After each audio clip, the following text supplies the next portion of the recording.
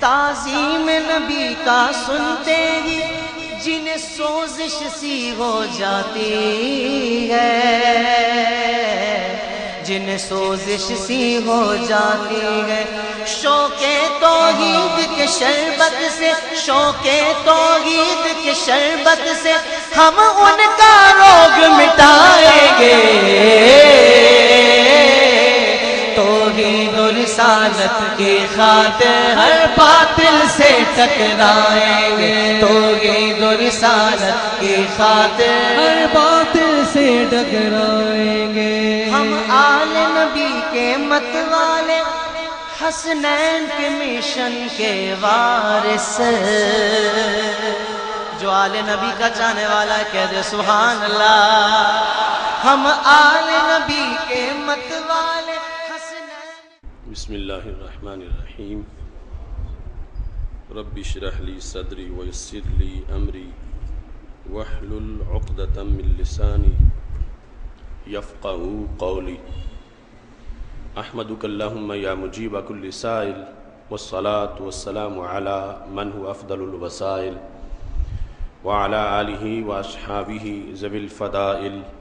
اما بعد فاعوذ باللہ من الشیطان الرجیم، بسم اللہ الرحمن الرحیم۔ والذین اوتوا العلم درجات، صدق اللہ العظیم وصدق رسولہ النبی الکریم الامین۔ ان اللہ وملائکتہ یصلون علی النبی یا ایہا الذین آمنوا صلوا علیہ وسلموا تسلیما۔ الصلاۃ والسلام علیک یا سیدی یا رسول اللہ وعلی آلک واصحابک یا حبیب اللہ۔ مولاي صل وسلم دائما ابدا على حبيبك خير الخلق كلهم، هو الحبيب الذي ترجى شفاعته لكل هول من الأهوال مقتحم، منزه عن شريك في محاسنه فجوهر الحسن فيه غير منقسم، محمد تاج رسل الله قاطبة، محمد صادق الاقوال والکلم، محمد ذکرہ روح لانفسنا، محمد شکرہ فرد علی الامم۔ رب صل وسلم دائما ابدا علی حبیبک خیر الخلق کلہم۔ اللہ تبارک و تعالی جل جلالہ وعم نوالہ واتم برہانہ وعظم شانہ وجل ذکرہ وعز اسمہ کی حمد و ثنا، اور حضور سرور کائنات، مفخر موجودات، زینت بزم کائنات، دستگیر جہاں، غم گسار زماں، سید سروراں، حامی بے کساں، قائد المرسلین، خاتم النبیین، احمد مجتبیٰ جناب محمد مصطفیٰ صلی اللہ علیہ وآلہ وصحابہ وبارک وسلم کے دربار گوہر بار میں ہدیہ درود السلام عرض کرنے کے بعد، رب ذوالجلال کے فضل اور توفیق سے ماہ رمضان المبارک کے رخصت ہو جانے کے بعد شوال معظم کا یہ پہلا جمعۃ المبارک ہے۔ میری دعا ہے خالق کائنات جل جلالہ ماہ رمضان المبارک میں ہماری طرف سے کی گئی تمام بندگی کو اپنے دربار میں قبول فرمائے، اور رب ذوالجلال اس رمضان المبارک کو ہمارا سفارشی بنائے، اور خالق کائنات اس کی سفارش ہمارے حق میں قبول فرمائے، اور رب ذوالجلال ہمیں صحت و عافیت کے ساتھ اگلے سال رمضان المبارک کا استقبال کرنے کی توفیق عطا فرمائے۔ آج کا جمعۃ المبارک حضرت امام احمد رضا خان فاضل بریلوی رحمہ اللہ تعالی اور آداب رسالت کے موضوع پر ہے، چونکہ 10 شوال مجدد دین و ملت امام اہل سنت حضرت امام احمد رضا خان فاضل بریلوی قدس سر العزیز کا یوم ولادت ہے، اور گزشتہ سے پیوستہ دن آسیہ ملعونہ جس کو ننکانہ ڈسٹرکٹ کورٹ نے اور ہائی کورٹ نے اس کی توہین رسالت کی بنیاد پر سزائے موت کا فیصلہ سنایا تھا، تو اس کی سزا کو، اس پر عمل درآمد کو روکنے کا حکم جو سپریم کورٹ نے صادر کیا، اور وہاں سپریم کورٹ میں جو اس کے وکیل نے گفتگو کی وہ بہت، اس وکیل کی گفتگو زہریلی گفتگو تھی، اور اس کے نتیجے میں پوری دنیا کے اندر جو گستاخانہ کلچر کے دعوے دار ہیں ان کے حوصلے بڑھے۔ اس موقع پر جو ہماری شرعی ذمہ داری ہے کہ ہم آداب رسول علیہ الصلاۃ والسلام کا جو پیغام ہے اسے ہائی لائٹ کریں، اور ہم سپریم کورٹ سے یہ مطالبہ کرتے ہیں کہ وہ اپنے فیصلے پہ نظر ثانی کرے، اور وہاں سیف الملوک نامی وکیل نے جو گفتگو کی اس سے کروڑوں عاشقوں کے سینے زخمی ہوئے ہیں۔ پہلی دونوں عدالتوں میں انصاف کے تقاضے پورے کرتے ہوئے تمام گواہ اور اس سے متعلقات جتنی بھی بحث تھی وہ مکمل ہوئی۔ اس کے نتیجے میں اس ملعونہ کو سزائے موت دی گئی، لیکن اب غیر ملکی مداخلت اور جو پوری دنیا پر ایک فریڈم آف سپیچ کے نام پر اور حریت التعبیر کے نام پر جو ایک گستاخیوں کا سلسلہ شروع ہے، اور گستاخوں کو پناہ دینے کا امریکہ اور اس کے حواریوں کی طرف سے جو سلسلہ شروع ہے، اسی کا ایک شاخسانہ اب دہرایا جا رہا ہے۔ تو منبر و محراب کی جو ذمہ داری ہے اس کے مطابق مجدد دین و ملت امام اہل سنت حضرت امام احمد رضا خان فاضل بریلوی قدس سرہ العزیز، آپ نے آداب ناموس رسالت، آداب رسالت اور ناموس رسالت کے تحفظ کے لحاظ سے جو تحقیقات پیش کیں وہ ہمارے لیے ایک بہت بڑا علمی دسترخوان ہے، اور مطلقاً چونکہ اسلام کے اندرونی محاذ پر بھی گستاخانہ سوچیں ہمارے لیے روزانہ مسائل جنم دیتی ہیں، یہ ہر مسلمان کے لیے اپنے طور پر اپنا ایمان بچانے کے لیے بھی اسے لازمی ہے کہ اسے معیار کا پتہ ہو کہ ادب کیا ہے اور توہین کیا ہے۔ تو اعلیٰ حضرت فاضل بریلوی رحمۃ اللہ علیہ کے یوم ولادت کے موقع پر ان کے فتاویٰ سے چند حقائق آپ کے سامنے پیش کر رہا ہوں۔ میری دعا ہے کہ اللہ تعالیٰ اعلیٰ حضرت قدس سرہ العزیز کے مرکز پرنور پر کروڑوں رحمت نازل فرمائے، اور انہوں نے جو تحقیقات پیش کیں ہمیں سمجھ کر انہیں آگے پھیلانے کی توفیق عطا فرمائے۔ مجدد دین ملت امام اہل سنت حضرت امام احمد رضا خان فاضل بریلوی قدس سرہ العزیز کی شخصیت وہ شخصیت ہے کہ جس کا اگر مختصر ترین تعارف پیش کیا جائے کہ جو ان کی پوری زندگی کی ترجمانوی کرتا ہو تو وہ یہ ہے کہ اعلیٰ حضرت صرف اور صرف ادب کا نام ہے۔ آپ نے ہر لحاظ سے جو آداب ہیں، خواہ وہ مسجد کا ادب ہو، مومن کا ادب ہو، معلم کا ادب ہو، مصحف اور قرآن کا ادب ہو، اہل بیت اطہار یا صحابہ کرام رضی اللہ تعالی عنہم کا ادب ہو، یا وہ ادب رسالت ہو یا احترام رب ذوالجلال ہو، یعنی اعلیٰ حضرت فاضل بریلوی رحمۃ اللہ علیہ نے ملت کو آداب سکھائے ہیں، اور ان کا فیض اتنا زیادہ ہے کہ آج بھی ہر طرف ان کے وہ جھنڈے جو ادب کے انہوں نے لہرائے تھے ہمیں ہر طرف بلند نظر آتے ہیں، اور ان جھنڈوں کے نیچے ہی ہم اپنی کوششیں کاوشیں جاری رکھے ہوئے ہیں اور ان کا پیغام ادب ہر طرف پہنچا رہے ہیں۔ فاضل بریلوی رحمۃ اللہ علیہ نے جو کلچر ڈیولپ کیا ادب کا، اس کو دیکھ کر، اور آج جو ہم کلچر دیکھتے ہیں، مثلا ہم حج کرنے جاتے ہیں، عمرہ کرنے جاتے ہیں، جتنے لوگ بھی جاتے ہیں انہیں ایک عجیب سا انداز کچھ لوگوں کا نظر آتا ہے کہ وہ کعبے کی طرف ٹانگیں پھیلائیں، قرآن پاؤں پہ رکھ لیں، اور پھر جوتوں والے شاپر میں ساتھ قرآن بھی ڈال لیں اور قرآن مجید، برہان رشید، اور پھر مسجد، یہاں تک کہ جو مسجد حرام ہے اس کے اندر پیشاب کرنے بیٹھ جائیں، اور اس طرح کی یعنی چیزیں کہ جوتوں سمیت وہ نماز پڑھ رہے ہوں۔ ایک تو وہ ہے جو مسجد کے اندر بعض وہ صرف ایڑی سی استعمال کرتے ہیں، یعنی وہ ڈائریکٹ باقاعدہ جو گلیوں بازاروں میں لے کر پھرنے والے بوٹ ہیں انہی کے ساتھ نماز کی ادائیگی۔ ایک طرف ہمیں مجدد دین و ملت امام اہل سنت اعلی حضرت فاضل بریلوی رحمۃ اللہ علیہ کے وہ آداب کا جہان نظر آتا ہے جو آپ نے گھڑے یا بنائے نہیں بلکہ آپ نے ترجمانی کی ہے، بتائے ہماری شریعت نے ہے، اور اعلی حضرت فاضل بریلوی رحمۃ اللہ علیہ نے ان آداب کو آگے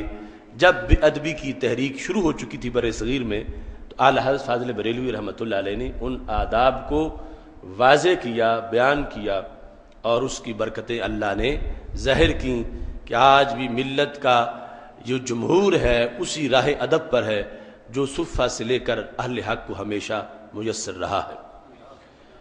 فاضل بریلوی رحمۃ اللہ علیہ فتاوی رضویہ شریف کی 16ویں جلد میں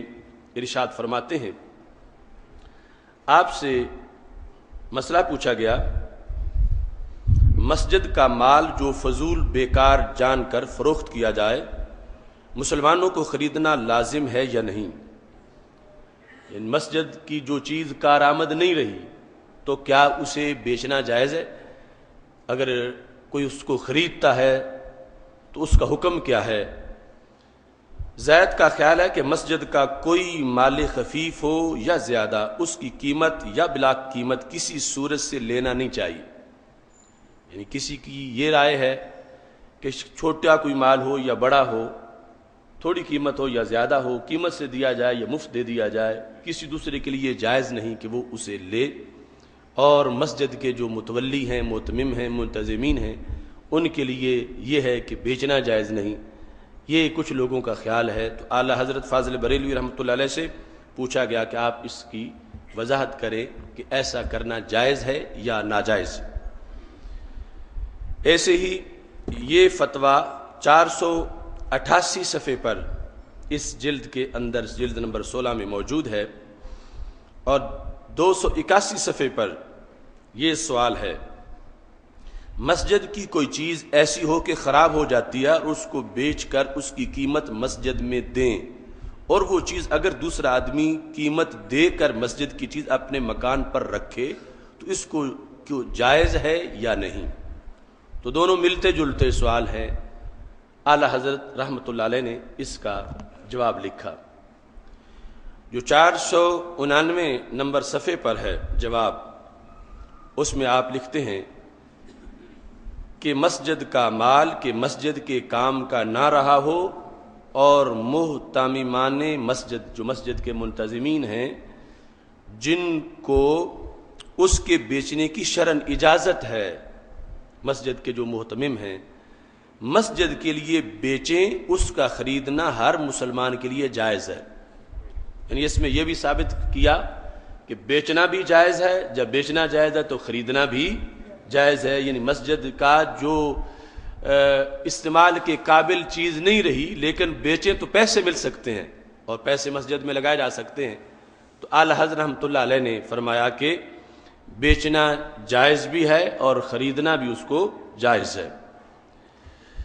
اس کے ساتھ فرمایا ہاں اسے بے تعظیمی کی جگہ نہ لگائے، کہ جس نے وہ چیز مسجد کی خریدی ہے، استعمال تو جائز ہے، آگے استعمال دو طرح کا ہے، ایک ہے کہ بے ادبی کی جگہ میں اس چیز کو استعمال کرنا، ایک ہے تعظیم کی جگہ میں اس کو استعمال کرنا۔ تو اعلی حضرت رحمۃ اللہ علیہ نے جو شرعی فتویٰ تھا جواز کا اس کو ذکر کر کے فرمایا مسجد کی اگرچہ وہ چیز خراب ہو چکی ہے، استعمال کے قابل نہیں رہی، لیکن کچھ وقت اس نے مسجد میں گزارا ہے، اس کا مسجد سے تعلق رہا ہے، تو وہ عام چیزوں سے اس کی شان زیادہ ہے، اس کا ادب زیادہ ہے، تو اب اس کو بے تعظیمی کی جگہ پہ لگانا درست نہیں ہے، اس کی تعظیم کا خیال رکھا جائے، اسے استعمال کیا جا سکتا ہے مگر استعمال یوں کیا جائے کہ اس کی تعظیم برقرار رہے اور اس کا استعمال جائز ہے۔ 281 صفحے پر جب آپ نے جواب دیا کہ ایسا کرنا بیچنا جائز ہے یا نہیں، کہتے ہیں جائز ہے مگر اسے بے ادبی کی جگہ نہ لگائے۔ اب اس پر آگے جو دلیل دی اس میں دیکھو کہ یعنی ہمارا جو ادب کا کلچر ہے اس کی برکت کتنی ہے اور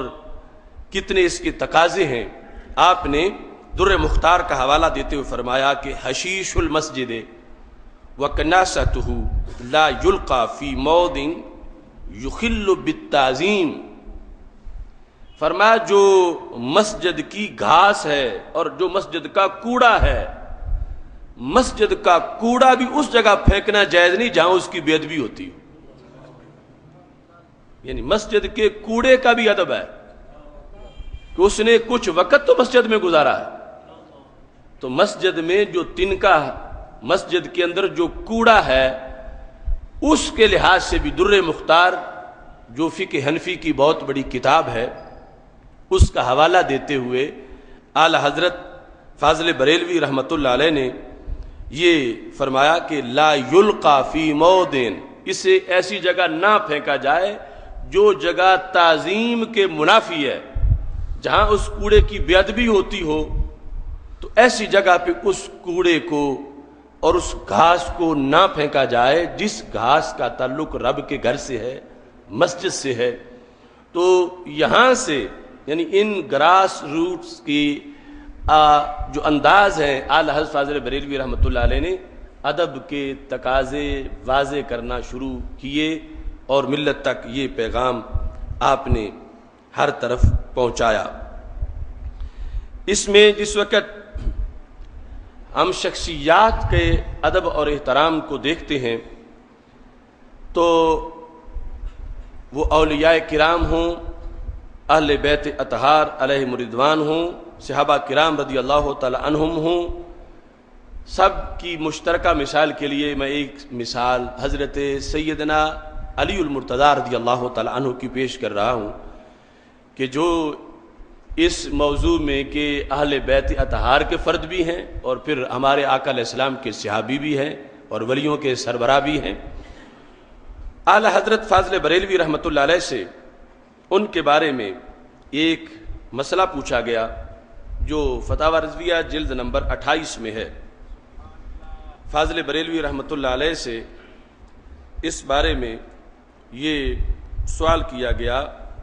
کہ اعلی حضرت فاضل بریلوی سے ایک تفصیلی سوال تھا جس کے اندر کچھ حصہ اس سے متعلق تھا جو آپ نے 465 صفحے پر اس کو ذکر کیا اور اس کے تمام جو متعلقات تھے ان کو بھی فاضل بریلوی رحمۃ اللہ علیہ نے اپنی اس کتاب کے اندر لکھا اور اس کے فضائل پر تفصیلی بحث کرتے ہوئے تاجدار حل عطا شیر خدا حضرت مولا مشکل کشا رضی اللہ تعالی عنہ کے مقام و مرتبہ کو واضح کیا۔ چونکہ فضائل کا ایک پورا باب حضرت مولا علی رضی اللہ تعالی عنہ کے لحاظ سے رسالہ لکھا فاضل بریلوی نے، تنزیہ المکانۃ الحیدریہ عن وصمۃ عہد الجاہلیہ، زمانہ جاہلیت کے عیب سے مقام حیدری کی پاکی کا بیان کرنا۔ زمانہ جاہلیت کے عیب سے مقام حیدری کی پاکی کا بیان کرنا، یعنی جب زمانہ جاہلیت تھا اس وقت بھی حضرت مولا علی رضی اللہ تعالی عنہ عیب سے بری تھے۔ یعنی جس وقت اسلام کی تعلیمات آ گئیں اور ان تعلیمات کے لحاظ سے پھر آگے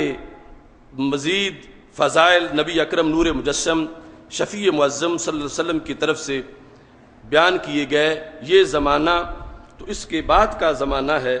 لیکن اس سے پہلے بھی فاضل بریلوی رحمۃ اللہ علیہ نے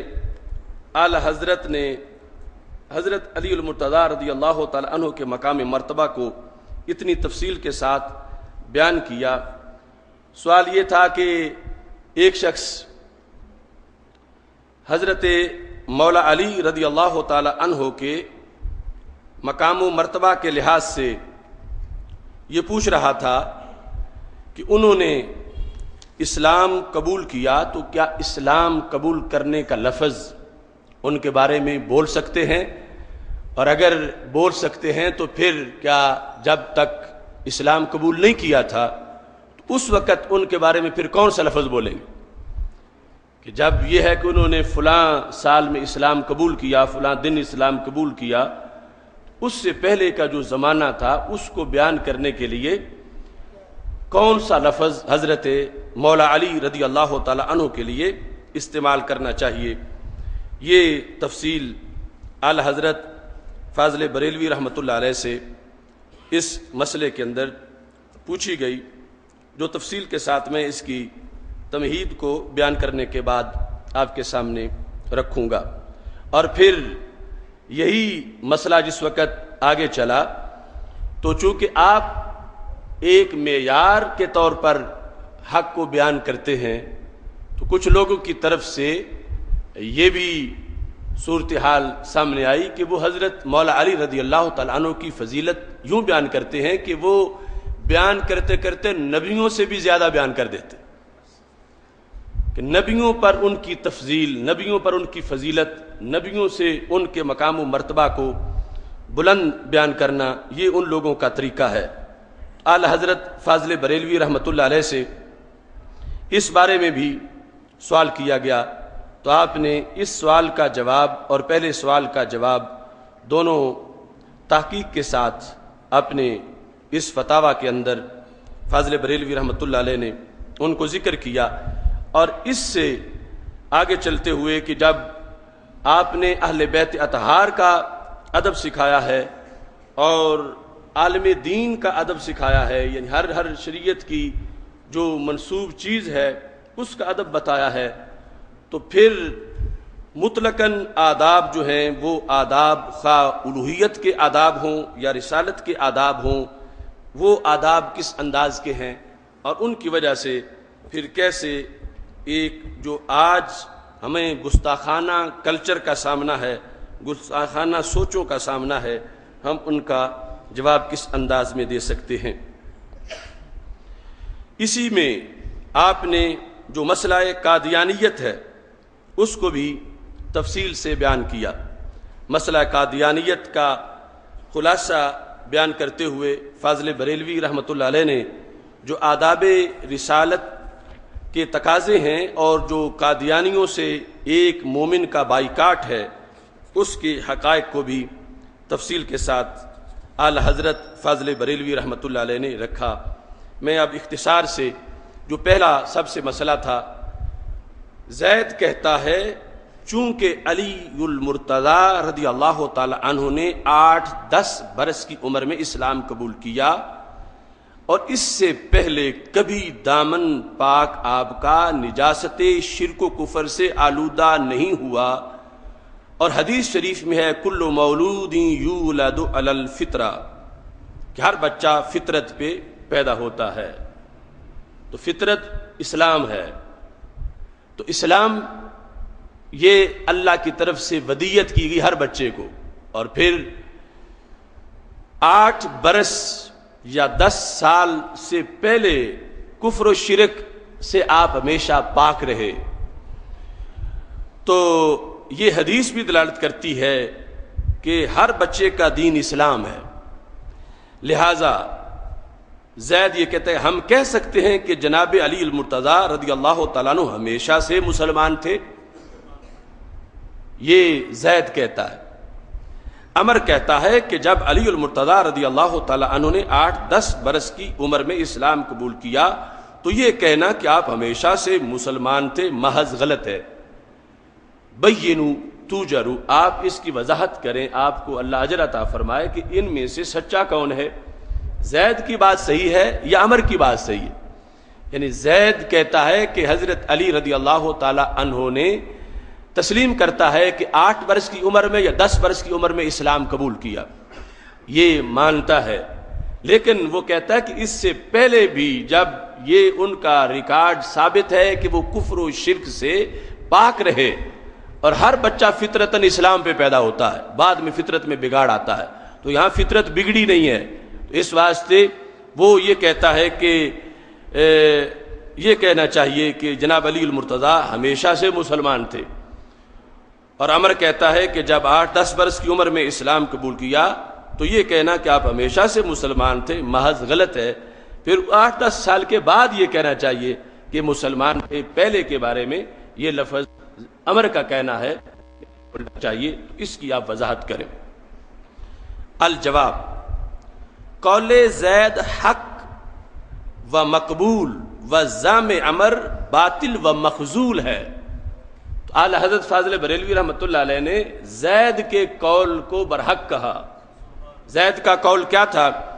زید کا قول یہ تھا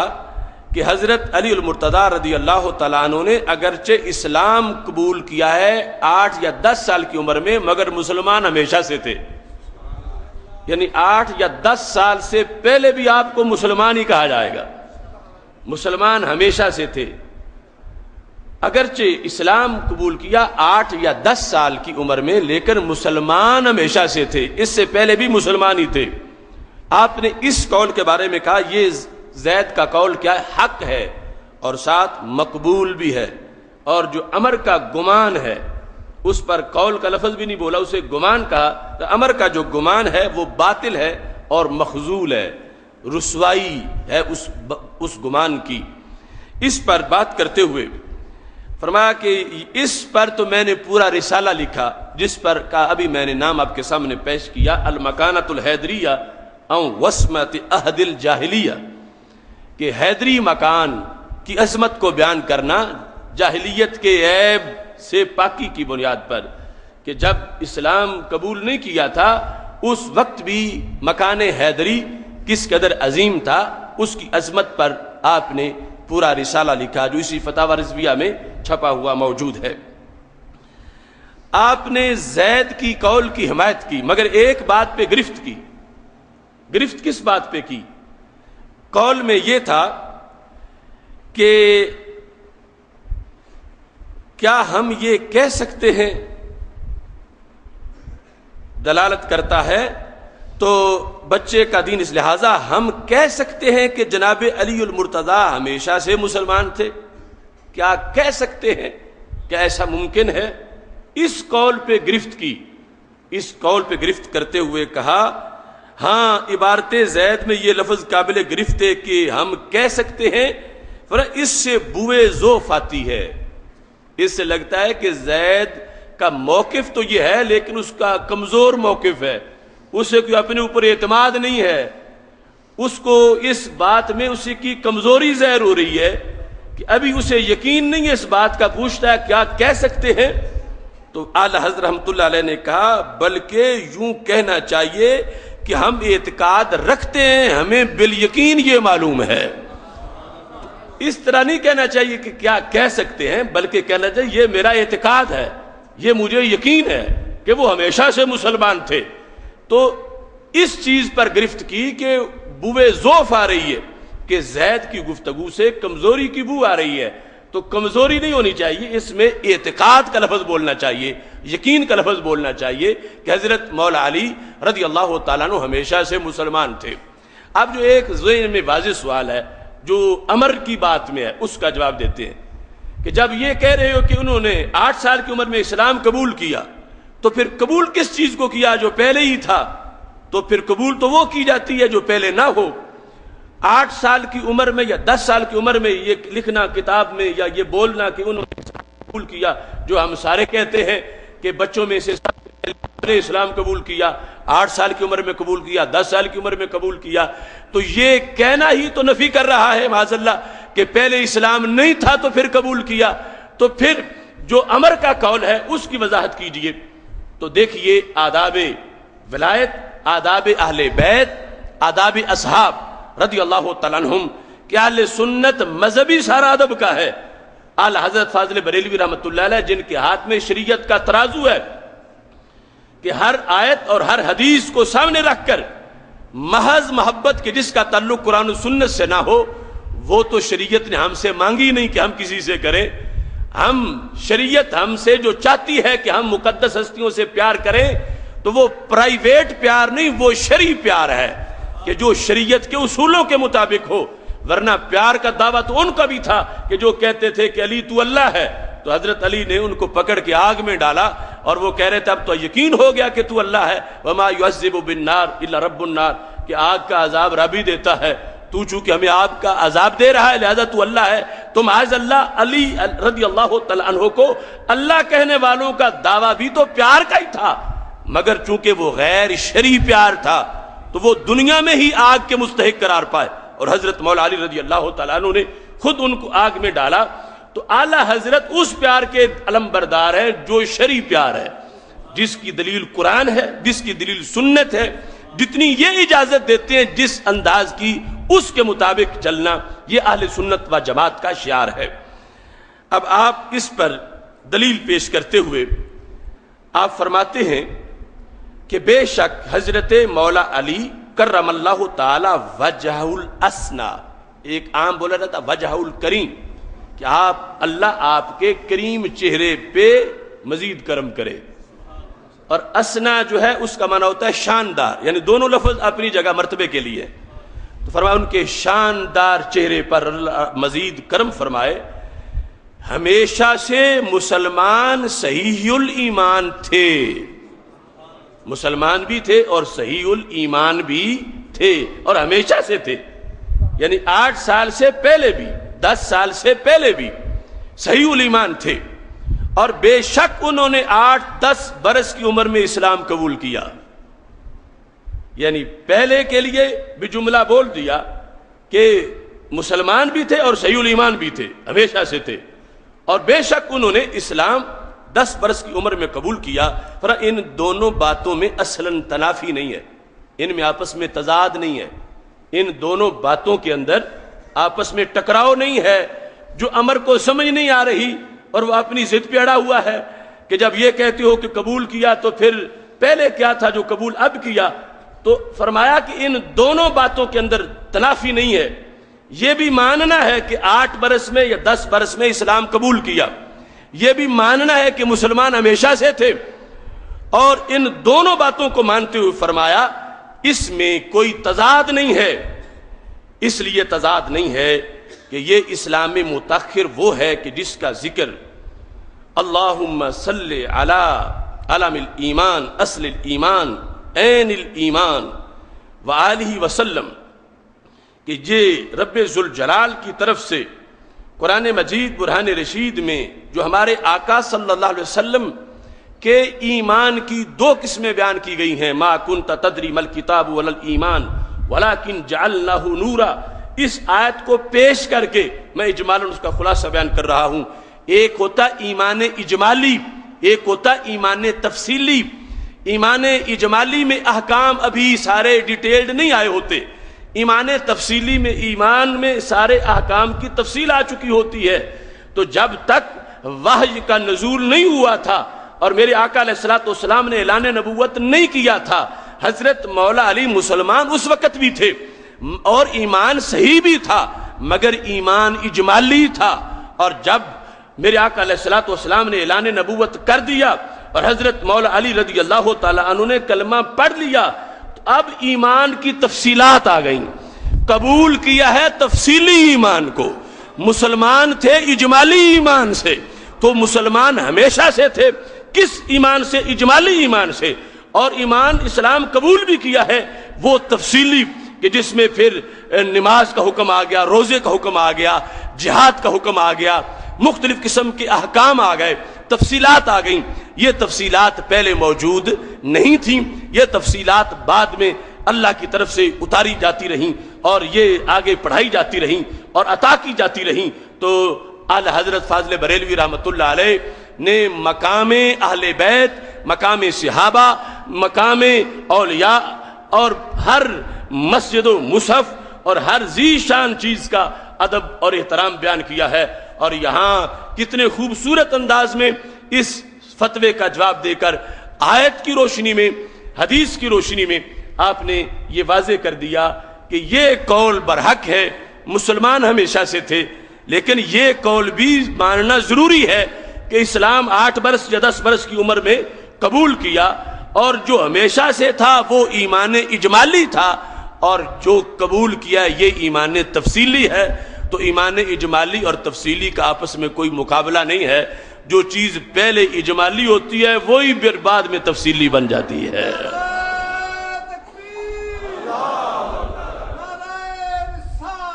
دیکھو نا، ایک ہوتا ہے کتاب کا ٹیکسٹ، متن، ایک ہوتی ہے اس کی ایکسپلینیشن، تو متن پہلے ہوتا ہے، یہ نہیں کہ اس کا جو اصل کتاب ہے وہ بعد میں لکھی جائے اور شرح پہلے لکھ دی جائے، اس کی تشریح بعد میں آتی ہے، متن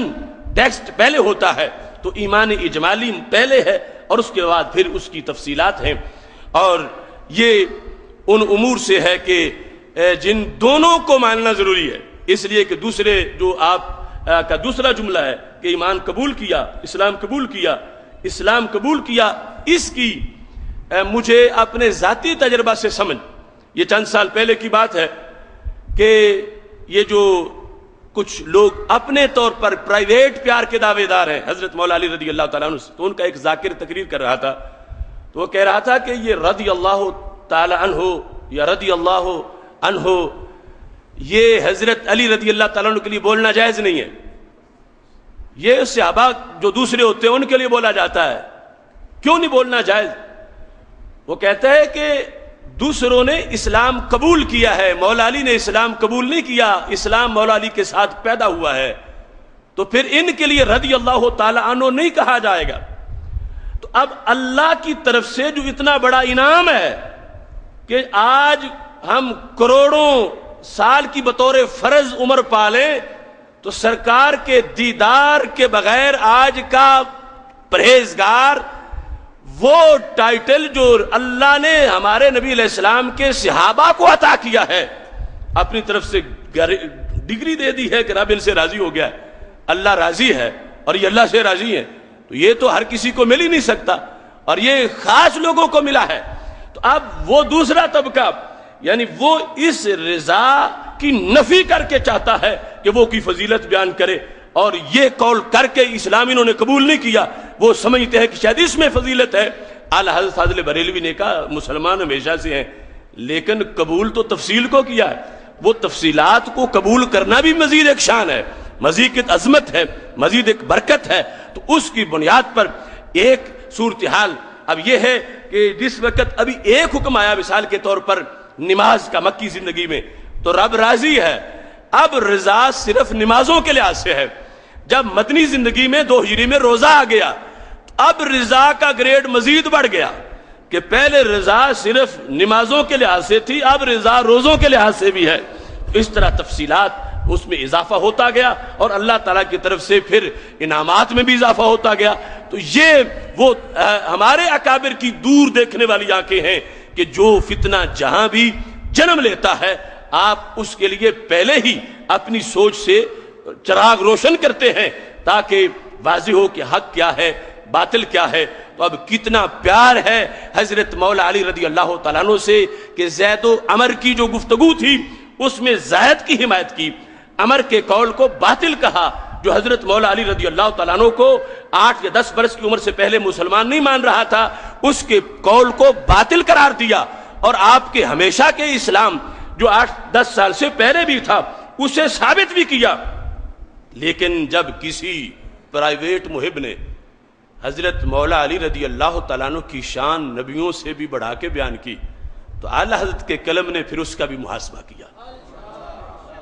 اور اس مریض کی آج کتنے پیر، کتنے مولوی آج اس مرض کے مبتلا ہو چکے ہیں، اور مطلقاً حب علی رضی اللہ تعالیٰ عنہ کو آڑ بنا کے شریعت کو دیکھ ہی نہیں رہے کہ شریعت کیا کہتی ہے۔ یعنی دوسرا طبقہ روافض کا، وہ تو اس میں شروع ہی یہ گمراہی، یعنی ان کی کتابوں میں تو یہاں تک لکھا ہے نا کہ وحی لانے میں فرشتے سے غلطی ہو گئی تھی، یعنی وہ حضرت مولا علی رضی اللہ تعالیٰ عنہ کو ہمارے نبی علیہ السلام کے ذریعے سے فیض یاب نہیں مانتے، بلکہ وہ حضرت محمد مصطفیٰ صلی اللہ علیہ وسلم کو معاذ اللہ مولا علی کا طفیلی مانتے ہیں۔ تو اور پھر ان کے چونکہ یہ جو 2 سفارت خانے ہیں سعودی عرب کا اور ایران کا، یہ ان کے فنڈ کا فطور ہے سارا، خوارج اور روافض کا، جس کی وجہ سے عقیدے بکتے ہیں، سودے ہوتے ہیں اور پھر لوگ آگے پھیلنا شروع ہو جاتے ہیں۔ تو یہ ہے حق کہ جس نے اس چیز کو سامنے رکھا ہے جو رب کا قرآن کہتا ہے اور رسول اللہ صلی اللہ علیہ وسلم کا فرمان کہتا ہے، اس کے پیش نظر آداب کی وضاحت کی ہے۔ اب اس میں اعلی حضرت فاضل بریلوی رحمۃ اللہ علیہ نے اس کی تفصیلات کو بیان کرتے ہوئے دوسرے مقام پر یہ حقیقت واضح کی کہ کوئی غیر نبی جو ہے اس کو کسی بھی نبی پر فضیلت نہیں دی جا سکتی، چہ جائے کہ نبیوں کے سردار حضرت محمد مصطفیٰ صلی اللہ علیہ وسلم پر غیر نبی کی فضیلت کو بیان کیا جائے۔ تو جو غیر نبی کی فضیلت کسی بھی نبی پر بیان کرے، جلد نمبر 14 میں اعلی حضرت فاضل بریلوی رحمۃ اللہ علیہ نے وہ مسئلہ لکھا جو صرف آپ کا ہی نہیں پورے اہل سنت کا ہے، اور یعنی اہل سنت کا قرآن و سنت سے ہے، صفہ سے لے کر آج تک یہ حقیقت ہے کہ غیر نبی جتنا بھی بڑا ہو، غوث ہو، کتب ہو، کروڑ درجہ بلند ہو، وہ کسی بھی نبی سے افضل نہیں ہو سکتا۔ نبوت کا اپنا درجہ ہے، نبوت کا اپنا گریڈ ہے، اور وہ ادب نبوت کا جو ہے اس کے پیش نظر کسی غیر نبی کو کسی نبی پر بھی فضیلت نہیں دی جا سکتی۔ اس میں یہ جلد نمبر 14 میں صفحہ نمبر 610 پر فاضل بریلوی رحمۃ اللہ علیہ نے یہ لکھا کہ امیر المومنین علی کرم اللہ وجہہ کو انبیاء کرام خصوصاً سید الانبیاء علیہ افضل الصلاۃ والسلام سے افضل ماننا، مولا علی کو کسی ایک نبی سے افضل بتانا ہی کفر ہے،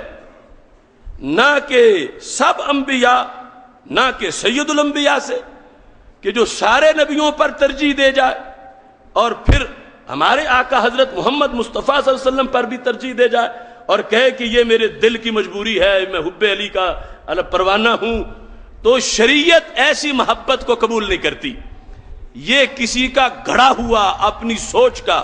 فطور ہو سکتا ہے، یہ شریعت کا نور نہیں ہو سکتا۔ شریعت کا نور یہ ہے کہ اس کائنات میں نبی بھی میرے محبوب کے در کے محتاج ہے۔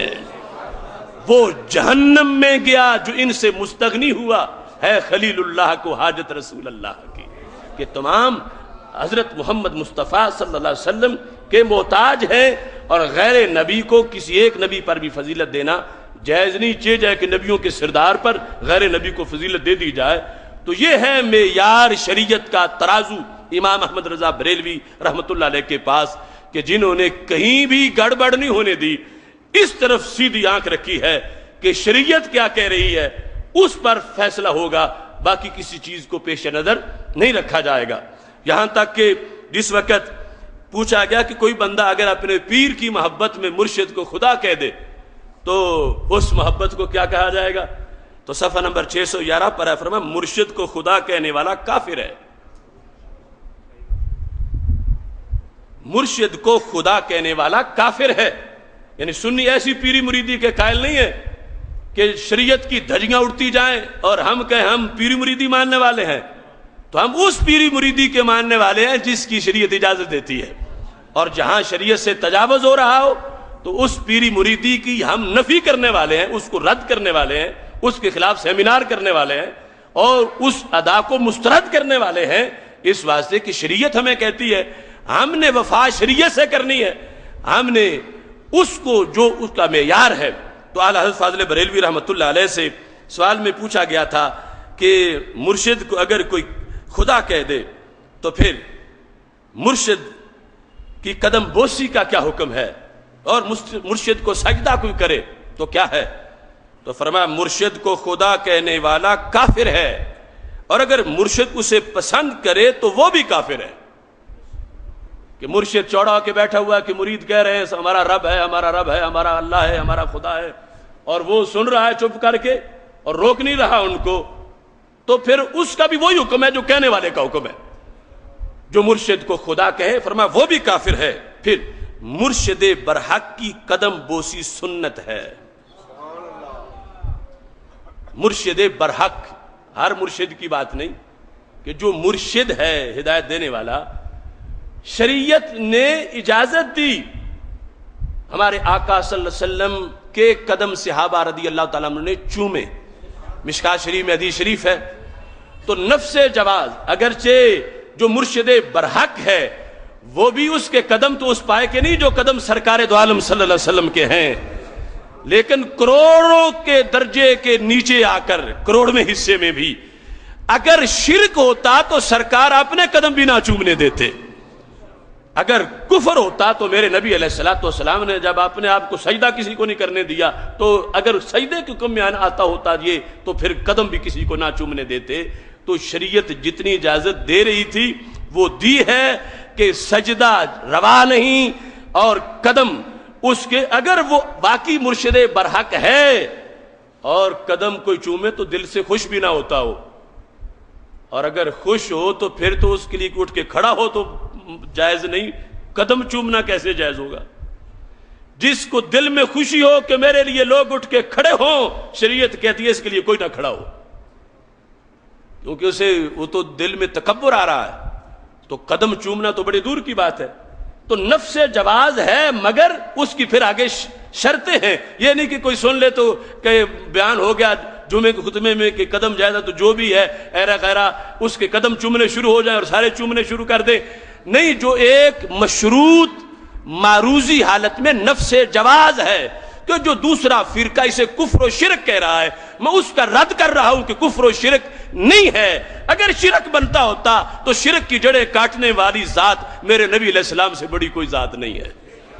تو سرکار صحابہ کو روکتے کہ سجدے جو کر رہے ہو رب کو وہ کافی ہیں، میرے لیے جب سجدہ جائز نہیں تو میرے قدم بھی نہ چومو. تو سرکار نے قدم چومنے کی اجازت دے دی تو پتہ چلا کہ یہ سجدہ نہیں ہے، یہ قدم چومنا جدائے کمل ہے، جواز ہے. لیکن کون مستحق ہے اور کرنے والے کی شرطیں کیا ہیں یہ پھر آگے دیکھنا پڑے گا. اس کے بعد پھر ہر ایک کا جدا جدا اس پر حکم لگایا جا سکتا ہے کہ اس نے جائز کام کیا ہے یا ناجائز کام کیا ہے. اور فرمایا سجدہ ممنوع ہے کہ کوئی کہے میں نے اپنے پیر کو سجدہ کرنا ہے تو اس کی پھر آگے دو قسمیں ہیں. ایک ہے سجدہ تعظیم، ایک ہے سجدہ عبادت. تو اعلی حضرت نے بار بار لکھا، فرمایا جو قبر کو کرے یا زندہ کو کرے اگر سجدہ عبادت کر رہا ہے تو پھر کفر کر رہا ہے، اور اگر سجدہ تعظیم کر رہا ہے تو پھر حرام کر رہا ہے. چونکہ یہ تعظیم ہماری شریعت میں جائز نہیں ہے لیکن کبھی جائز بھی رہی ہے، اور جو شرک ہو وہ کبھی بھی جائز نہیں رہتا. یہ فرق ذہن میں رکھیں. حرام کام میں ہو سکتا ہے کہ کسی شریعت میں حلال ہو کسی میں حرام ہو جائے، لیکن جو شرک ہے وہ ہر دور میں شرک ہے. شرک کسی شریعت میں ایک سیکنڈ بھی جائز نہیں رہا. تو جب سجدہ کا ذکر ہے قرآن مجید برہان رشید میں کہ حضرت یوسف علیہ السلام کے معاملہ میں تفصیل کے ساتھ، اس شریعت میں سجدہ تعظیم کا جائز تھا، عبادت کا تو کبھی بھی جائز نہیں رہا رب کے سوا کسی کو. اس واسطے ہماری شریعت میں سجدہ تعظیم ناجائز ہے. ناجائز کا معنی کیا ہے؟ حرام ہے. یہ اس معنی میں ناجائز ہے. یہ نہیں ہے کہ اگر کسی نے کسی کو سجدہ تعظیمی کیا تو کہا جائے یہ مشرک ہو گیا، یہ کافر ہو گیا. نہیں، کافر و مشرک نہیں ہوگا مگر حرام کا مرتکب ہوگا کہ ہماری شریعت نے اس کو حرام قرار دے دیا ہے. اور جو عبادت کا کرے تو وہ کافر و مشرک، کیونکہ جو سجدہ عبادت ہے وہ رب کے سوا کبھی بھی کسی کے لیے بھی جائز نہیں تھا، ایک سیکنڈ کے لیے بھی. تو اس پر ہمیشہ کے لیے حکم کفر کا لگے گا. یہ ڈیفرنس ہے دونوں سجدوں میں. ایک لاٹھی کے ساتھ سب کو نہیں ہانکا جا سکتا، اور سارے جو امور ہیں ان کے لیے جو تفصیلات ہیں وہ جدا جدا ہے. اور یہی ہمارے اکابر کی تحقیقات کا خلاصہ ہے کہ ہر چیز جو اس کی شریعت جتنا دباؤ دینا ہے اتنا دیا ہے، جتنا ریلیف ہے وہ بھی سمجھایا ہے، جس قدر سہولت ہے وہ بتائی ہے، اور جو نہیں ہے اس پر متنبہ کیا ہے. اب اس کو یہ تمہید کا حکم ابھی جاری تھا کہ میں اب اس موضوع کو ذرا وائنڈ اپ کرنا چاہتا ہوں. اعلی حضرت فاضل بریلوی رحمۃ اللہ علیہ سے آداب رسالت کے لحاظ سے جب پوچھا گیا تو آپ نے ایک سوال کے جواب میں جو وضاحت کی، سوال ہے جلد نمبر 14 میں 614 صفحے پر 613 پر. سوال یہ ہے کہ سید عالم صلی اللہ علیہ وسلم کی شان میں صاحب کا لفظ بولنا، یعنی یہ کہنا محمد صاحب نے یہ کہا، محمد صاحب نے یہ کہا، صلی اللہ علیہ وسلم، یہ کہنا کیسا ہے؟ محمد صاحب نے کہا۔ اس پر وضاحت کرتے ہوئے اتنا جامع مختصر جواب دیا، فرماتے ہیں کہ حضرت رب العزت عز جلالہ پر لفظ صاحب کا اطلاق جائز ہے، بلکہ حدیث میں وارد ہے۔ یعنی بات اللہ تعالیٰ کی ذات سے شروع کی، اللہ تعالیٰ کو صاحب کہا گیا ہے، لیکن ابھی اس کی بڑی وضاحتیں ہیں۔ اللہ تعالیٰ کو صاحب کہا گیا ہے، کہاں کہا گیا ہے؟ حدیث شریف میں ہے۔ یہ جو سفر کی دعا ہے نا حدیث میں، اس کے اندر یہ الفاظ ہیں۔ ہمارے آقا علیہ الصلوۃ والسلام کا فرمان سنن نبی داؤد میں موجود ہے۔ میرے آقا علیہ الصلوۃ والسلام نے جو دعا سکھائی اس میں یہ ہے، ایک حصہ، پوری دعا تو بہت لمبی ہے، اللہم انت الصاحب فی السفر والخلیفۃ فی الاہل۔ رب میرے، تو میرا ساتھی ہے سفر میں، انت الصاحب فی السفر، ساتھ بھی تو ہے، پیچھے گھر میں بھی تو ہی نہیں، دھیان رکھنا ہے۔ انت الصاحب فی السفر والخلیفۃ فی الاہل، گھر میں چھوڑ آیا ہوں، نگہبانی تیری ہے، سفر پہ جا رہا ہوں، ساتھ تیرا ہے۔ انت الصاحب فی السفر، یعنی دیکھو امام احمد رضا کا ویژن وسیع کتنا ہے، اور علم کتنے سمندر ان کے سینے میں موجزن ہے۔ انت الصاحب فی السفر، اور جب رب پر لفظ صاحب بولا گیا، اب پتہ چلا کہ سرکار کا مقام بہت اونچا ہے، لیکن رب سے تو اونچا نہیں۔ تو رب کے لیے جب لفظ صاحب موجود ہے حدیث میں، تو پھر سرکار دو عالم صلی اللہ علیہ وسلم کے لیے بھی لفظ صاحب کا اطلاق۔ لیکن یہ ذہن میں رکھنا، جو جملہ ہے اس کی بات ابھی نہیں ہو رہی، یہ صرف لفظ صاحب بولنا، مگر بولنے کا طریقہ اور ہے جو اللہ نے عطا کیا، تاکہ کوئی اتنے سیکنڈ بھی اس جملے کو اپنے ذہن میں جائز نہ سمجھے جو سوال میں ہے کہ محمد صاحب صلی اللہ علیہ وسلم نے یہ فرمایا۔ فرمایا صاحب کا اطلاق اللہ کی ذات کے لیے جائز ہے۔ حدیث شریف میں انت صاحب فی السفر والخلیفۃ فی الاہل، رب تو صاحب ہے۔ اور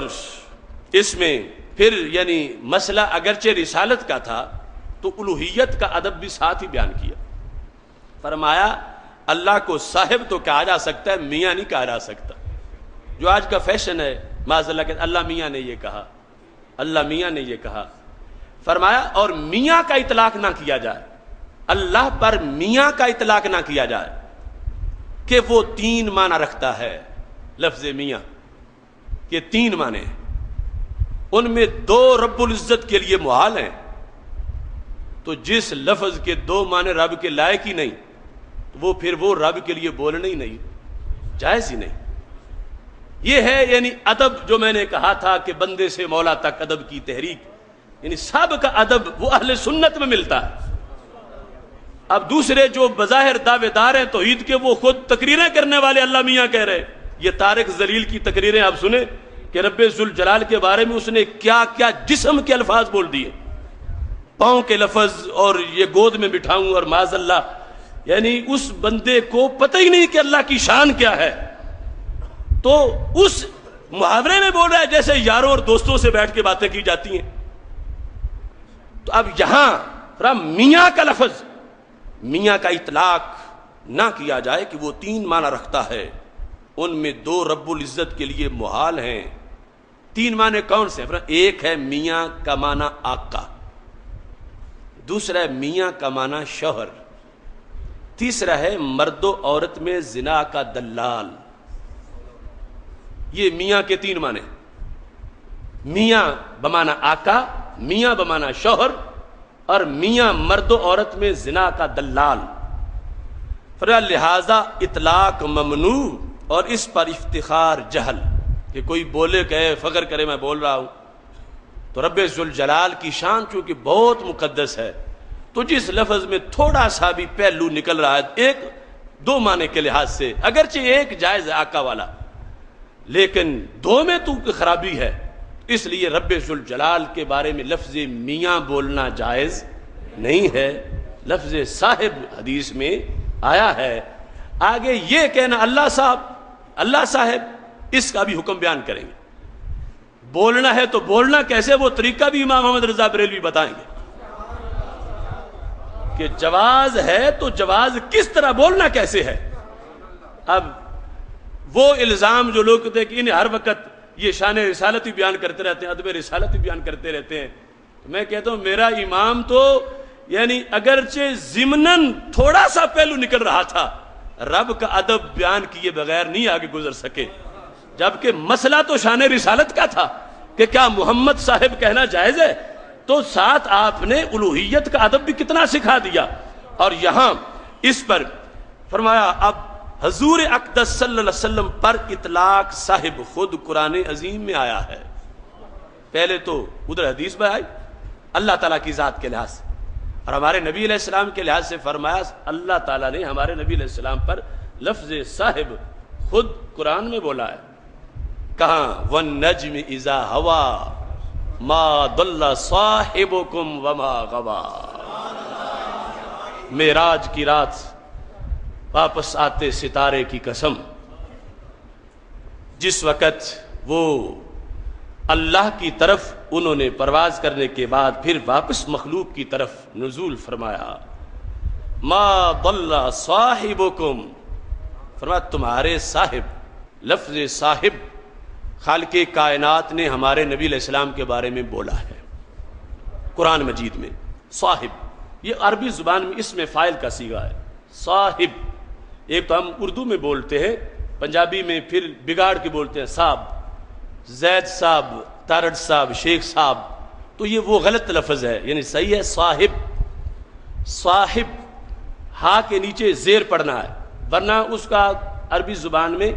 معنی بدل جائے گا، الف ختم کر دیں گے، صاحب وہ جمع کا صیغہ ہے، صاحب ان کی جمع ہے، پھر اس کے لحاظ سے آگے مزید معنی ہوگا، اور جو واحد بولنا ہے تو پھر اس کے لیے صاحب کا لفظ کے جائے اس کا اطلاق کرنا ہے۔ اب یہاں پر اعلی حضرت کا ترجمہ دیکھ، اس پیارے چمکتے تارے محمد صلی اللہ علیہ وسلم کی قسم جب یہ معراج سے اترے تمہارے صاحب نہ بہکے نہ بے راہ چلے، ما ضل صاحبکم وما غوا۔ اچھا جی، اب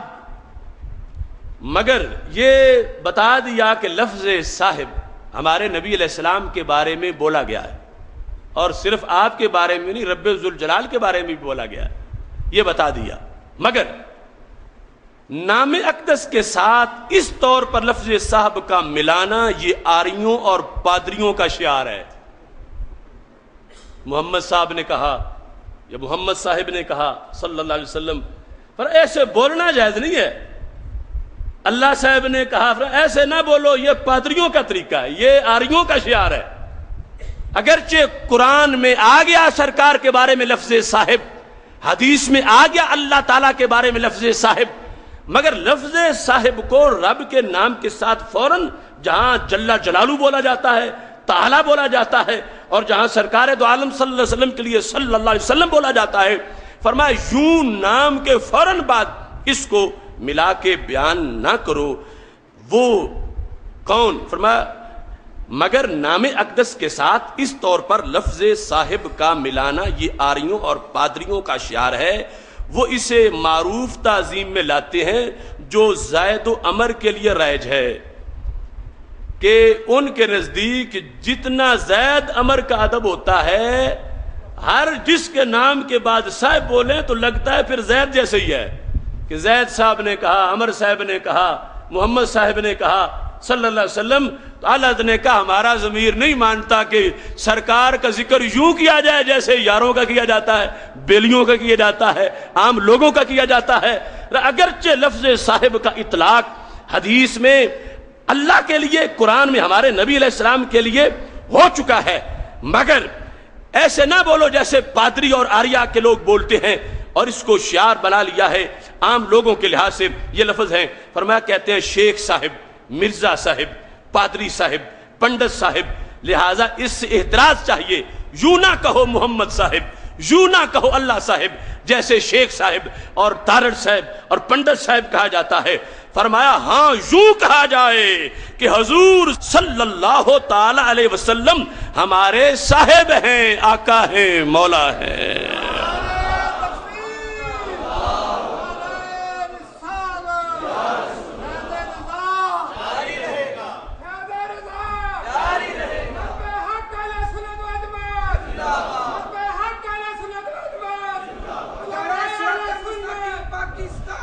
اب دیکھیے یعنی اس میں چونکہ ہمارا عرف ہے کا اپنا، اس کے لحاظ سے یعنی ایک لفظ کا اللہ تعالیٰ اور اللہ تعالیٰ کے رسول اللہ علیہ السلام کے لیے شریعت میں آ جانا، اس کے بعد بھی ہمیں آگے سوچنا ہے کہ ہم نے اس کو بیان کیسے کرنا ہے، اور جو جائز ہی نہ ہو اسے بول دیں وہ تو کتنی بڑی ہلاکت بن جائے گا کہ جو قرآن میں آ گیا ہے، حدیث میں آ گیا ہے، اسے آگے بولنا ویسے نہیں جیسے عام لوگوں کے لیے بولا جاتا ہے، بولنا ویسے ہے کہ پتہ چلے کہ یہ لفظ کتنے اونچے معنی رکھتا ہے، کہ جس طرح شیخ صاحب پنڈت صاحب ہو تو اب صاحب کے معنی کی تو حیثیت ہی کوئی نہیں رہی،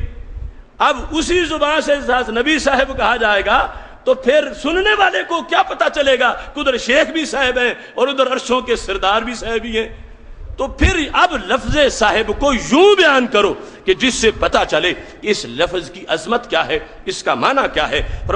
ہاں یوں کہا جائے کہ حضور صلی اللہ تعالی وسلم ہمارے صاحب ہیں، آقا ہیں، مالک ہیں، مولا ہیں، اب پتا چلے گا وہاں صاحب معنی بندہ ہے، یہاں صاحب معنی آقا ہے، کہ جس وقت ہم اپنے آقا اپنے مولا حضرت محمد مصطفیٰ صلی اللہ علیہ وسلم کے لیے یہ لفظ استعمال کریں گے تو اس وقت یہ اس کے اندر حسن و جمال ہوگا، اوروں کے لیے اور انداز میں ہے، ہمارے آقا علیہ السلام کے لیے اور انداز میں ہے، تو یہ انداز میں فرق کرنا یہ ہے آداب رسالت کی تحریک، جو اردو والوں کو، پنجابی والوں کو، بر صغیر والوں کو امام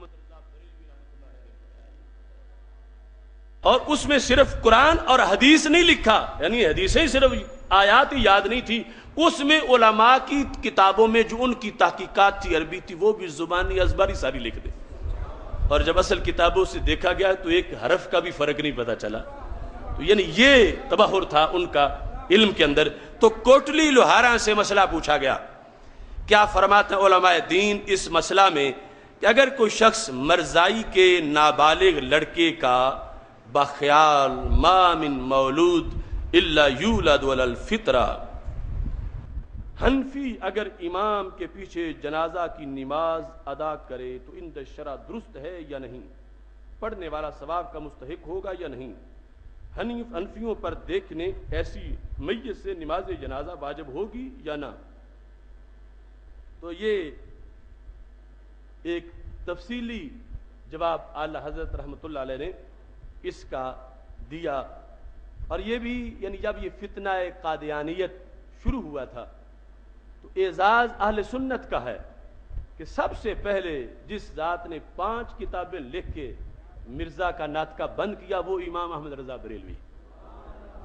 اور وہ حضرت پیر سید میر علی گولڑوی رحمۃ اللہ علیہ، وہ ہمارے اکابر ہیں، حضرت غلام دستگیر قصوری ہے۔ اب اس زمانے میں جب ابھی دوسرے ہوا کا رخ دیکھ رہے تھے تو فتویٰ اہل سنت کا اس فتنے کے خلاف سب سے پہلے آیا، بلکہ دوسرے ابو الکلام آزاد جیسے جنازے میں بھی شریک ہو گئے اسی قادیانی کے جنازے میں، اور جب ادھر اسمبلی میں قائد اہل سنت مولانا شاہ نورانی صدیقی رحمۃ اللہ علیہ قادیانیت کے خلاف قرارداد پیش کر کے ان کو غیر مسلم اقلیت قرار دلوا رہے تھے، اسی اسمبلی میں دیوبندی غلام غوث تھا جس نے دستخط نہیں کیے تھے قرارداد پر، جس پہ ولی خان نے بھی کر دیے تھے۔ یہ ان لوگوں کی ایمانی حیثیت ہے، اور یہ ہمارا انداز ہے کہ ہر فتنے کا سب سے پہلے ادراک اور اس کا جواب اہل سنت کے اکابر نے کیا۔ اعلی حضرت فاضل بریلوی رحمۃ اللہ علیہ جواب میں لکھتے ہیں، اس کا پورا سمجھانے کا بھی ٹائم نہیں ہے، کہتے اگر مرزائی کا بچہ 7 برس یا زیادہ کی عمر کا تھا، اچھے برے کی تمیز رکھتا تھا، اور اس حالت میں اس نے اپنے باپ کے خلاف پر دین اسلام اختیار کیا اور قادیانی کو کافر جانا، اسی پر انتقال ہوا تو وہ ضرور مسلمان تھا۔ 7 سالہ بچہ اگر اپنے باپ کو کافر سمجھتا تھا تو پھر مسلمان اس کا جنازہ پڑھیں، مسلمانوں پر اسے غسل کفن دینا، اس کے جنازہ کی نماز پڑھنا، مقابر مسلمین میں دفن کرنا فرض ہے، اور ممکن ہو تو اس کے باپ وغیرہ کافر کو اسے ہاتھ نہ لگانے دیں، اس کا کافر باپ اس کو ہاتھ نہ لگائے۔ کیوں نہ جس طرح حضور اقدس علیہ افضل الصلوات و تسلیمات نے یہودی کو اس کے بیٹے کے سرانے سے اٹھا دینے کا حکم فرمایا تھا، کہ جب وہ نزع میں اسلام لا کر انتقال کر گیا. یعنی سرکار نے کلمے کی دعوت دی، بچہ مرنے کے قریب تھا، کلمہ پڑھ کے فوت ہو گیا، تو سرکار نے فرمایا اب یہ میرا ہے، تو اس کے سرانے سے اٹھ جا. یعنی یہودی باپ کو اس کے سرانے سے اٹھا دیا. اور اگر اسی عمر و تمیز میں اپنے باپ کی طرف، یہ تھا پہلا پہلو کہ جنازہ پڑھنا جائز کب ہے. فرمایا اگر بچہ 7 سال کا ہے، اگر اس عمر میں عمر و تمیز میں اپنے باپ کی طرح کفر بکتا تھا تو یقیناً کافر تھا. اب وہ سب کام مسلمان پر حرام ہیں جو مسلمانوں کے لیے کیے جاتے ہیں. اس کو غسل دینا، کفن دینا، اور آگے باقی پھر جنازے والا مسئلہ تو اس میں مزید خرابی لازم آئے گی. نہ غسل دیں، نہ کفن دیں، نہ دفن میں شریک ہوں. اور ان سب سے بدتر اس کے جنازہ پر نماز ہے کہ خود کفر کا پہلو رکھتی ہے، کہ جو قادیانی کی نماز پڑھے گا تو خود اس کا اپنا ایمان بھی اس سے نکل جائے گا. اور اگر اس سے کفر یا اسلام کچھ ظاہر نہ ہوا ہو، یہ سب سے پہلی شک تھی کہ اپنے باپ کے مقابل اسلام پر تھا. دوسری یہ تھی کہ جیسے باپ کفر بکتا تھا یہ بھی بکتا تھا، دونوں میں جنازہ ناجائز. تیسرا کیا ہے کہ اس سے کفر یا اسلام کچھ ظاہر نہ ہوا، 7 سال کا فوت ہو گیا، نہ کفر کا پتہ چلا نہ اسلام کا پتہ چلا، نہ کبھی باپ کی طرح کفر بکتا دیکھا گیا، اور نہ ہی اس سے کوئی باپ کے خلاف اسلام کی بات اس سے سمجھی گئی. اچھا جی، یا نہ سمجھ بچہ تھا کہ اس تمیز کے قابل ہی نہ تھا، ابھی عمر بھی بالکل چھوٹی تھی، 7 سے بھی چھوٹی، تمیز ہی کوئی نہیں تھی اس کو ابھی. تو اب یہ دیکھا جائے گا کہ اس کی ماں بھی اس کے باپ کی طرح قادیانی ہے یا کسی کفری عقیدہ والی ہے، تو وہ بچہ بھی کافر سمجھا جائے گا. باپ تو ویسے قادیانی سوال میں بتا دیا گیا، پر اگر ماں بھی قادیانیہ ہے یا کسی اور غلط نظریے والی ہے تو پھر وہ دونوں ہی، باپ ماں دونوں ہی کافر ہیں. تو پھر انہی کے تابع، اگرچہ اس کی زبان سے کچھ نہیں ثابت ہوا تو پھر اس کو بھی ان کے ساتھ ہی شمار کیا جائے گا. اور اس کے لیے وہ سب کام مسلمانوں پر حرام ہوں گے. اور اگر ماں مسلمان ہے، دیکھو بات تو بظاہر چھوٹی سی تھی نا کہ 7 سال کا بچہ ہے، قادیانی کا جنازہ پڑھنا یا نہیں پڑھنا. تو امام کا کام ہے کہ ہر شک پہ وضاحت کریں تاکہ کوئی پہلو بھی تشنا نہ رہ جائے. فرمایا اگر ماں مسلمان ہے تو ضروریات دین پر ایمان رکھتی ہے اور قادیانی کو کافر جانتی ہے، تو اس صورت میں وہ بچہ جس سے کفر خود ظاہر نہ ہوا اور نابالغی میں مر گیا، اپنی ماں کا تابع قرار پا کر مسلمان سمجھا جائے گا. کہ ماں چونکہ اس کی قادیانیہ نہیں ہے، مسلمان ہے، اور اس بچے سے کفر صادر نہیں ہے، اب ماں کے تابع ہوگا. اور وہ سب کام اہل اسلام پر واجب ہوں گے کہ غسل بھی دیں، کفن بھی دیں، اس کا جنازہ بھی پڑھیں. اب پھر یہاں خود ہی سوال کر کے جواب دے دیا. سوال یہ تھا کہ جو ابھی حدیث شروع میں نے پڑھی کہ ما من مولود یولد علی الفطرہ، ہر بچہ جو بھی پیدا ہوتا ہے فطرت پہ پیدا ہوتا ہے. ہر بچہ فطرت پہ پیدا ہوتا ہے، فطرت اسلام ہے. پھر اس کے والدین اس کو یہودی بناتے ہیں، نصرانی بناتے ہیں. ابواہ ینصرانی او یمجسانی او یہودانی، کل مولود یولد علی الفطرہ، ہر بچہ فطرت پہ پیدا ہوتا ہے. تو سوال یہ تھا پھر یہ قادیانی کے گھر جو پیدا ہوا تو یہ بھی کل مولود کا فرد ہی ہے. ہر بچہ جو فطرت پہ پیدا ہوتا ہے تو یہ بھی فطرت پہ پیدا ہوا. تو پھر اس فطرت کی بنیاد پر اس کا جنازہ جائز ہونا چاہیے. جب ہر بچہ فطرت پہ پیدا ہوتا ہے تو وہ خواہ امیر کے گھر ہو، غریب کے گھر ہو، کافر کے گھر ہو، مسلمان کے گھر ہو، تو یہ فطرت پہ پیدا ہوا تو وہ فطرت پہ پیدا ہوا تو پھر اس کی فطرت کا لحاظ کیا جائے اور اس فطرت پر اس کا جنازہ جائز ہونا چاہیے. اعلی حضرت فاضل بریلوی رحمۃ اللہ علیہ نے فرمایا، مختصر ذکر کر رہا ہوں، فرمایا دیکھو کل مولود یولد علی الفطرہ، ہر بچہ فطرت پہ ہے. ابواہ یہودانی او ینصرانی او یمجسانی، فطرت بگڑ جائے تو پھر فطرت پر پیدا ہونے کا اعتبار نہیں ہوتا. اس کی فطرت بگڑ چکی جس کے دونوں ہی کافر ہیں، باپ بھی کافر ہے اور ماں بھی کافر ہے. تو فتاوی شامی کا حوالہ دیتے ہوئے کہا انہم قالوا انہ جعل اتفاقہما ناقلا لہ عن الفطرہ، کہ ماں باپ دونوں کا کافر ہونا یہ اس بات کی دلیل ہے کہ یہ فطرت سے منحرف ہے، اس کی فطرت سلامت نہیں رہی، اس بچے کی فطرت کا اب کوئی اعتبار نہیں ہوگا، لہذا فطرت کا اسے فائدہ دے کر اس کے جنازہ کو جائز قرار دیا جائے، ایسا نہیں ہو سکتا۔ فرمایا اس صورت میں ہوگا کہ جب دونوں میں سے ایک مسلمان ہے اور خود یعنی ماں باپ میں سے اور خود اس کی زبان سے کوئی کلمہ کفریہ صادر نہیں ہوا، عمر 7 سال تک ہے، اس صورتحال میں جو دو میں سے اچھی شان والا اس کے تابع کیا جائے گا، اور اچھی شان کافر کی نہیں ہوتی، اچھی شان مسلمان کی ہوتی ہے، خواہ مسلمان ماں ہے یا مسلمان باپ ہے، اس کے تابع کر کے پھر اس کو بھی مسلمان قرار دیا جائے گا اور اس کا پھر اس کی نماز جنازہ ادا کی جائے گی۔ اب یہ دین ہے اور دین کا ہر کام ہمیں حکم ہے کہ ہم دین کو سامنے رکھ کے کریں۔ آج فتنہ اتنا ہے کہ باقی سارے شعبہ جات ان کے لیے سپیشلائزیشن ہے اور سپیشلسٹ کا قول معتبر ہے، باقی دوسرے کے قول کی حیثیت نہیں، اور ادھر رجوع بھی بہت کم ہوتا ہے۔ مثلا MBBS اپنے چھوٹے سے مرض کے لیے اس کا انتخاب کرتے ہو کہ وہ سپیشلسٹ ہے، اس کا شعبہ یہ ہے،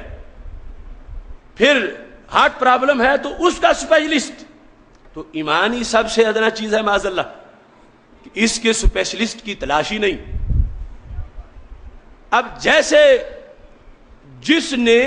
MBBS کیا اس کی جگہ میں بیٹھوں اور میں لکھنا نسخے شروع کروں تو یہ میرا ظلم ہے کہ مجھے جس چیز کا پتہ نہیں میں وہ کرنے بیٹھ گیا ہوں۔ تو جس نے 20 سال اپنا جگر پگھلایا ہو دین سمجھنے میں، اس کے مقابلے میں جس کو 2 + 2 4 کا پتہ ہے اس کی طرف چلے جانا، جس کو نہ قرآن کی احکام کی آیت کی تعداد آتی ہے کہ ہیں کل کتنی، جن میں احکام بیان ہے، نہ حدیث کی جو نصوص ہے پتہ ہے۔ یعنی آج کا سب سے بڑا فتنہ ان لوگوں کا درس قرآن دینا ہے کہ جو دین کے ماہرین نہیں ہیں، سپیشلسٹ نہیں ہیں۔ رمضان میں دھجیاں اڑتی دیکھی دین کی، اینکر، فلموں کے گویے اور مختلف شعبوں کے سپیشلسٹ اپنی جگہ اگر جائز شعبہ ہے تو ہم اس شعبے پر اس کو سلام کریں گے، مگر اس کو یہ اجازت کس نے دی کہ وہ دین میں اپنی رائے آ کر لوگوں کے سامنے پیش کرے؟ جس گلی میں دستے میں 10 بار موڑ آتا ہے اور جسے صرف پہلے موڑ کا پتہ ہے اور وہ رستے بیان کرنا شروع ہو جائے تو اگلے گمراہ نہیں ہوں گے تو پھر کیا ہوگا؟ فتنے نہیں ہوں گے تو کیا ہوگا؟ ایک مسئلے کی جب 15 صورتیں ہیں اور جس نے کبھی کسی رسالے میں اردو اخبار میں ایک صورت پڑھ لی ہے، اگر وہ سمجھے کہ یہی دین ہے، جہاں قرآن کی ایک مسئلے پر 100 آیات ہیں اور 100 کو ملائیں تو پھر جا کے نتیجہ نکلے گا، جس کو ان میں سے پتہ ہی ایک آیت کا ہے تو وہ اسی ایک ایسے ہی اگر فتویٰ دے دے گا، درس دے دے گا، لیکچر دے دے گا، اور پھر جو سوال و جواب جو فی البدی کیے جا رہے ہیں جس میں نہ سوچنے کا موقع اور نہ پہلے کی صلاحیت، تو پھر دیکھو کتنا فساد ہوگا، کتنے آگے خرابیاں ہوں گی اور کس انداز میں آگے ہلاکتیں ہوں گی فکری طور پر، علمی طور پر۔ تو آج یہ پھر کہنا پڑتا ہے برباد گلستان کرنے کو بس ایک ہی الو کافی ہے، ہر شاخ پہ الو بیٹھا ہو انجام گلستان کیا ہوگا؟ ایسے دور کے اندر چیتے کی آنکھ لے کے چلنے کی ضرورت ہے۔ اپنا ایمان بچانے کے لیے اپنی فکر ضروری ہے، اپنے دین کی فکر ضروری ہے، تاکہ مرتے دم انسان کی سب سے قیمتی چیز جو دین ہے وہ اس کے پاس محفوظ رہے۔ یہ آداب رسالت کا موضوع بیان کرتے ہوئے امام احمد رضا بریلوی رحمۃ اللہ علیہ کی خدمات کو میں خراج تحسین پھر ایک بار پیش کرتا ہوں اور آپ کو دعوت دیتا ہوں کہ ہم پوری دنیا میں جہاں جاتے ہیں مصطفیٰ جان رحمت پہ لاکھوں سلام کی صدائیں گونجتی ہیں، اور یہ کوئی چھوٹا اعزاز نہیں کہ امام احمد رضا بریلوی کے سلام کو رب نے کتنی مقبولیت عطا کی ہے، لیکن یہ کتنا ہماری طرف سے بے رخی ہوگی کہ جس امام نے تحقیق کے جہان آباد کیے ہیں، ہم اس امام کی صرف ایک نعت سے اسے جانتے ہوں جس نے ہمیں ہزاروں آیات اور نصوص سے دین کی ایک ایک تیمم کا ایک مسئلہ پوچھا تو امام نے 600 دلائل کھڑے کر دیے. جس نے ایک بات پوچھی رسالہ لکھے بغیر چھوڑے ہی نہیں.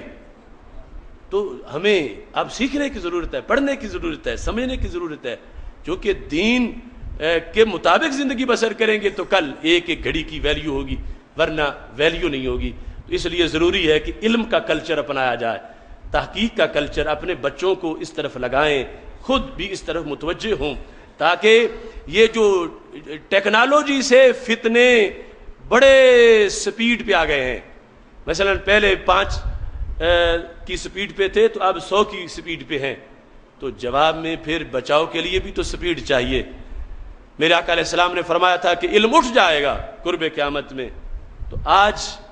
ہم بظاہر دیکھتے ہیں جتنی پہلے تقریریں ہوتی تھیں ان کے مقابلے میں تو اب کتنے بڑے بڑے جلسے ہیں, کتنی سیڈیاں ہیں, کتنی کیسٹیں ہیں, کتنے مکتبے ہیں, کتنی کتابیں چھپ رہی ہیں, پھر نیٹ ہے, اور پھر وہ کیسٹیں چھوڑ کے اب USB تک, اور 2-2 ہزار بیان ایک کارڈ میں. اور کیا بظاہر تو کہنا چاہیے علم بہت زیادہ ہو گیا ہے, لیکن سرکار کا فرمان سچا ہے کہ علم اٹھ رہا ہے, کہ علم کی برکتیں جہاں سے لینا ہے, جہاں رکھنا ہے, جہاں دینا ہے, جو اس کا مقصد ہے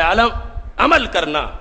اور اس کے جو تقاضے ہیں وہ ختم ہوتے جا رہے ہیں, وہ اٹھتے جا رہے ہیں. انشاءاللہ آئندہ جمعہ علم اور احتیاط کے موضوع پر گفتگو ہوگی. آج یہ چونکہ ہمارا موضوع جو تھا اعلیٰ حضرت رحمۃ اللہ علیہ کے یوم ولادت 10 شوال کے لحاظ سے, اور بالخصوص جو آسیہ ملعونہ مبینہ گستاخ کے لحاظ سے جو فیصلہ سامنے آیا ہے گزشتہ سے پیوستہ دن, اس کے مقابلے میں ہم اپنی صدا, اپنی آواز جو میڈیا میں بھی بلند کی, یہاں بھی کہہ رہے ہیں کہ اس خاتون نے, بدبخت ملعون نے مبینہ طور پر توہین کی تھی, جسے سلمان تاثیر, شیطان تاثیر چھڑانے کے لیے گیا تھا اور پھر خود واصل جہنم ہوا. آج پھر اس کی جو سزائے موت تھی ہائی کورٹ سے, جس سزا کو جو ڈسٹرکٹ کورٹ کی سزا تھی برقرار رکھا گیا, سپریم کورٹ میں جا کر اس سزا پر عمل درآمد کو روک دیا گیا, اور وہ فیصلہ سامنے آ گیا. اور وہاں جو گفتگو ہوئی اس کے رد عمل میں ہم یہ کہہ رہے ہیں کہ سیف الملوک نامی جو وکیل تھا, اس نے اس کیس سے متعلق جو گفتگو کی سب میرٹ سے ہٹ کے کی, حقائق کے منافی کی, اور یہ سازش کے تحت غیروں کے کہنے پر ایسا کیا جا رہا ہے. لہذا ہماری عدالتوں سے ہمارا یہ سوال ہے, بالخصوص سپریم کورٹ سے, کہ وہ پہلی سزا کو برقرار رکھے اور اس ملک میں فتنوں کو جنم نہ دیا جائے. اللہ تعالی ہم سب کا حامی و ناصر ہو. انشاءاللہ بدھ کے دن 29 تاریخ کو مرکز صراط مستقیم میں نئے تعلیمی سال کا آغاز ہو رہا ہے, جس میں دورہ حدیث شریف اور باقی جو درس نظامی کے نصاب ہیں, کورسز ہیں, اور مفتی بنانے کا جو کورس ہے اس کا آغاز کیا جا رہا ہے. اس کا پروگرام بھی آپ کے سامنے, اس میں شرکت کریں.